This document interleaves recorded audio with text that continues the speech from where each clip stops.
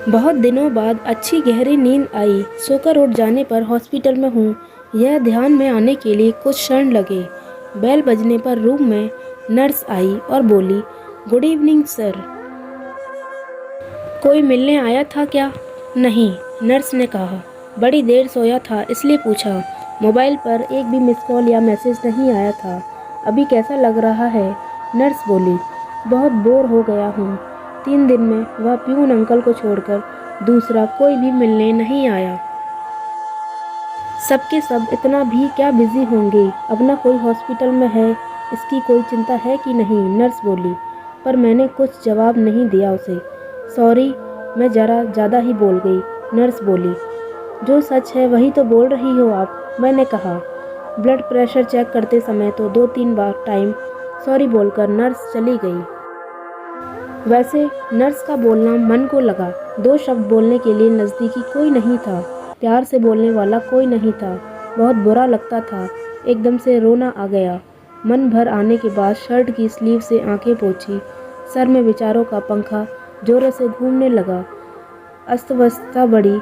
आज मुझे किसी चीज़ की कमी नहीं थी। बड़ा बंगला, फार्म हाउस, 3 गाड़ियाँ, बहुत सारा बैंक बैलेंस, सोशल स्टेटस सब है, तब भी मन शांत नहीं। किसी की तो कमी हो रही थी।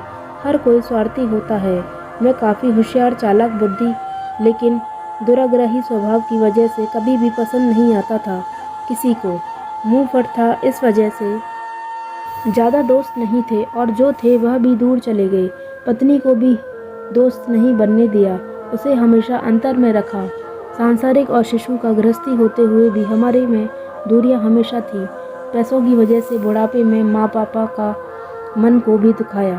बड़े भाई को फंसाकर सारी संपत्ति खुद के नाम पर कर ली। इतना सब करने के बाद क्या मिला? ज़्यादा पैसों के साथ विकृत समाधान और कांटे जैसा चुभने वाला अकेलापन। यह सब विचार सिर में घूम रहे थे। खुद पर गुस्सा आ रहा था। मन हल्का करने की इच्छा हो रही थी। पत्नी को फ़ोन किया, पर डिस्टर्ब मत करो और कुछ चाहिए होगा तो मैसेज कर देना। ऐसा बोलकर उसने फ़ोन काट दिया। जवानी के दिनों में भी साथ नहीं रहने वाले बेटे से बोलने का तो सवाल ही उठता नहीं। फ़ोन नंबर देखते समय भैया के फ़ोन पर नंबर नज़र रुकी। वापस यादों की भीड़। भैया का नंबर डायल किया पर तुरंत कट कर दिया। वजह हमारे बीच का ना बोलना। 3 साल पहले हमारा बहुत बड़ा झगड़ा हो गया था। उसके बाद बड़प्पन दिखाकर भैया ने सब कुछ भूलना चाहा, पर मेरा ईगो बीच में आ गया। इसलिए अब मुंह खोलने की हिम्मत नहीं हो रही थी। तब भी बोलने का मन कर रहा था। बाद में हिम्मत करके नंबर डायल किया और आंखें बंद कर ली। फ़ोन उठाने के बाद भैया की आवाज़ आई, भैया मैं बोल रहा हूँ। अभी तक नंबर डिलीट नहीं किया क्या तूने? छोड़, कैसा है तू? फ़ोन क्यों किया? तभी मैं भैया को बोला, आपका गुस्सा समझ सकता हूँ भैया, बहुत गलत बर्ताव किया मैंने आपके साथ। मीठी मीठी बातें करके फंसाया आपको। मन में जो भी था वह सब धार धार बोलने लगा। तभी भैया बोले, मुद्दे की बात बोल, गड़े मुर्दे मत उखाड़। हमारे बीच अब कुछ भी नहीं बचा। भैया ऐसा मत बोलो, मैं तो सिर्फ बोल रहा हूँ। आप तो पैसों के कारण भटक गया था मैं भैया। भूल हो गई मुझसे, बंटवारा हो गया, अब कुछ भी बचा नहीं।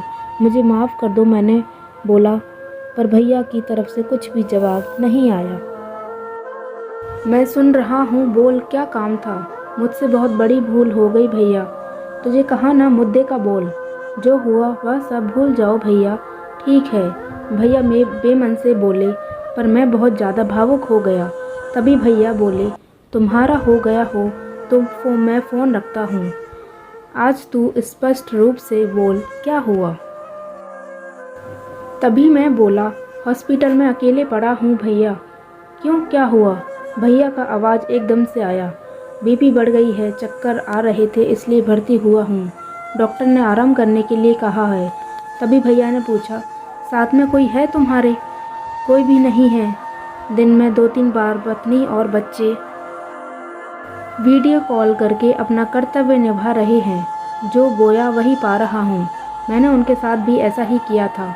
कभी भी प्यार के 2 शब्द बोले नहीं, सिर्फ व्यवहार देखा। स्वार्थ के लिए रिश्तों को इस्तेमाल किया और तोड़े भी। अकेलेपन से आंखें खुल गई। मन भर आने से फ़ोन कट कर दिया और अंधेरा करके बिस्तर पर पड़ा रहा। कुछ देर बाद नर्स आई। लाइट जलाकर हाथ में कागज़ में कुछ रखा था, वह नर्स ने मुझे दिया। उसमें मस्त खुशबू आ रही थी। जल्दी जल्दी से उसे खोला तो उसमें भुनी हुई मूंगफली थी। वह देखकर बहुत खुशी हुई। ज़रूर भैया आए होंगे। कहाँ हैं भैया? मैं यहीं हूँ कहकर भैया सामने आए। हम सगे भाई 3 साल बाद एक दूसरे से मिल रहे थे। दोनों के ही मन की विचित्र अवस्था हो गई थी। दोनों एक दूसरे की ओर एकटक देखे जा रहे थे। अपने आप मेरे हाथ उनके सामने जुड़ने लगे। गुस्सा साइड रखकर तुरंत मिलने के लिए आए भैया। क्या करूं, तुम्हारा फ़ोन आने के बाद रहा नहीं गया मुझसे।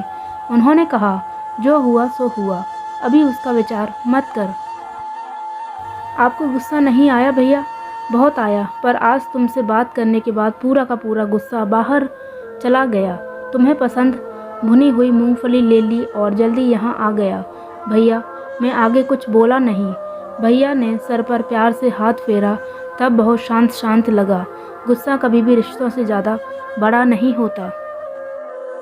पुरानी बातों को चिपक कर रहने का दर्द खुद को ही ज़्यादा होता है। एक बात हमेशा ध्यान में रखना, हमारा रिश्ता मतलब फेविकॉल का जोड़।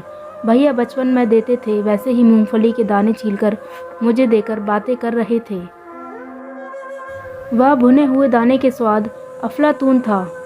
अनजाने में कचरे के डब्बे पर ध्यान गया। उसमें मूंगफली के छिलके की जगह मेरा ही ईगो मुझे दिख रहा था।